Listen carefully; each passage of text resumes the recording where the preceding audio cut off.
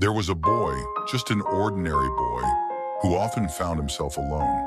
He lived in a small town where everyone seemed busy with their own lives.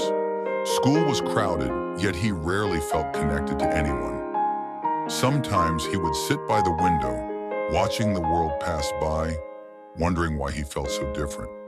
People smiled and laughed around him, but it never reached him the same way. Loneliness became his quiet companion. He didn't know whether it was a curse or a hidden gift. At first, loneliness felt heavy. It weighed on him like a dark cloud, making even simple tasks feel tiring. Every day he noticed how easily others could make friends, how they shared secrets and laughter, while he remained silent in the background. He started questioning himself, thinking something must be wrong with him. Why couldn't he be like them? This question haunted him every night, but deep down he sensed that there was something about solitude he hadn't yet understood. Slowly he began to notice small things. In the quiet moments, he could hear his own thoughts more clearly. He noticed the beauty of the morning sunlight on his street, the sound of wind in the trees, and the way rain made patterns on the window. Loneliness forced him to pay attention, to observe life in ways others didn't. It gave him a chance to reflect. He started writing down what he saw and felt. Words became his way of speaking, even when no one was around. But there were times when loneliness became sharp, almost unbearable. Moments when he felt invisible, when he wished someone would just notice him. During these hours, fear and sadness crept in. He thought he would never belong. It was in these moments that he discovered something surprising. His own mind could be both his enemy and his teacher. The pain of loneliness was teaching him resilience. It was harsh, but it was real. He began trying new things, small steps at first. He learned to play an instrument, to draw, to read books that others ignored. Every skill he learned was a way to connect with himself. Slowly he realized he didn't always need someone else to feel alive. His own company became his strength. Loneliness was no longer just a shadow. It was a space for growth. He discovered that the world outside could wait while he built something inside. Yet the world still tested him. At school, he watched friends betray each other over petty things. He saw the unfairness of life, how sometimes the kindest people were ignored, while the loudest voices were celebrated. He wondered if he would ever belong in this chaos. But he remembered the quiet lessons of his solitude. The boy understood that real strength comes not from being seen by everyone, but from knowing yourself deeply.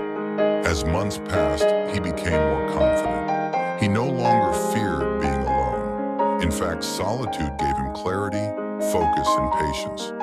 He learned to listen before speaking, to think before acting, and to observe before judging. Loneliness taught him discipline, which few of his peers understood.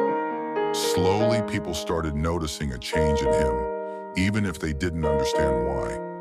He carried himself differently, not louder, not boastful, but steady, grounded, and calm.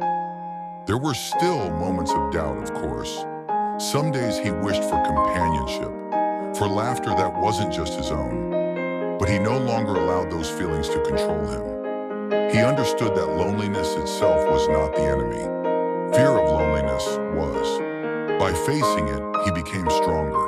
By accepting it, he learned patience. By embracing it, he found clarity.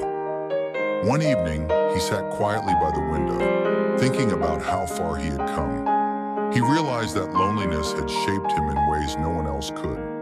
It had forced him to grow, to discover his own mind and heart. He understood that life would always have challenges, and people would always have their own paths, but he was ready. Loneliness had prepared him for the world outside, giving him inner strength, perspective, and resilience. The boy finally understood an important truth. Life does not reward those who avoid being alone. It rewards those who use solitude wisely. He learned that being alone is not the same as being weak. Loneliness can either destroy you or create you, depending on how you face it. He had chosen creation. He had chosen growth. And with every quiet day, every silent thought, he became more powerful in ways that no one else could take away. The lesson is simple but profound. Solitude is a tool, not a punishment. If you face your loneliness with courage, reflection, and patience, it can make you stronger, wiser, and more resilient. Life may leave you alone at times, but it is in those moments that you discover your true power. Embrace your solitude, learn from it, and allow it to shape you. Because the boy's story is not just his own, it is a reminder that loneliness, when understood, can build a foundation for a life full of strength and purpose.